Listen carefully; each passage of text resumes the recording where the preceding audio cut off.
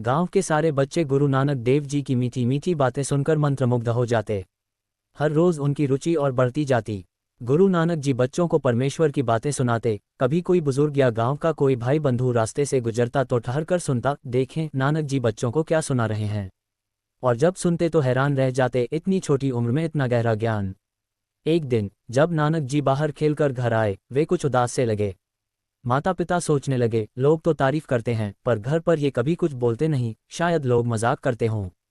उस रात नानक जी चुपचाप भोजन कर सो गए। सुबह पिताजी ने सोचा, ये पाठशाला जाने से कतराता है, आज मैं खुद ही लेकर जाऊंगा। माता जी ने नानक को तैयार किया। पिताजी उन्हें प्यार भरी बातें करते हुए पाठशाला की ओर ले गए। गोपाल पांधे ने दूर से ही नानक जी को देखकर माथा टेका। कल्याण चंद जी को लगा कि पांधा उन्हें प्रणाम कर रहा है, इसलिए उन्होंने विशेष ध्यान नहीं दिया। गोपाल पांधे ने शांत और गहरे स्वर में कहा, मैं आपके पुत्र को नहीं पढ़ा सकता, ये पहले से ही विद्या में निपुण है। मेरे सामने मेरी विद्या कुछ भी नहीं, इसे केवल वही पढ़ा सकता है जो इससे अधिक ज्ञानवान हो, पर धरती पर ऐसा कोई नहीं। यह अवतार हैं, बिना पढ़ा ही पढ़े हुए। ये तो स्वयं लोगों को शिक्षा देने वाले हैं। एक दीपक सूरज को क्या रोशनी देगा। पिताजी हैरान भी हुए और प्रसन्न भी। वे नानक को घर ले आए। समय बीतता गया। एक दिन पिताजी ने देखा, नानक जी बाहर बच्चों के साथ खेलते खेलते कागज पर कुछ लिख रहे हैं और उन्हें समझा रहे हैं। चुपके से पीछे आकर पिताजी ने कापी उठाई। अक्षर टेढ़े मेढ़े से लगे, पर ध्यान से देखने पर पता चला ये तो संस्कृत है।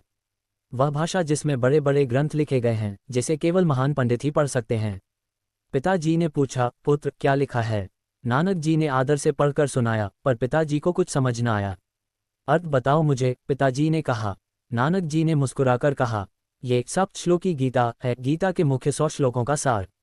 विद्वानों ने गीता में से ज्ञान भरे श्लोक चुनकर इन्हें एकत्र किया है। आइए आप भी बैठें, मैं आपको अर्थ समझाता हूँ। और फिर एक एक श्लोक का अर्थ इतनी सुंदरता से समझाया कि पिताजी की आंखें भर आईं। उन्होंने पुत्र का माथा चूमा। आज तक जो मैं नहीं पढ़ सका, मेरा पुत्र वह अर्थ सहित पढ़ रहा है, पिताजी मन ही मन सोचते रहे। नगर के सभी स्त्री पुरुष नानक जी की महिमा करने लगे, क्योंकि वे केवल गांव का एक बालक नहीं थे, वे तो लोगों को प्रकाश दिखाने के लिए धरती पर आए थे।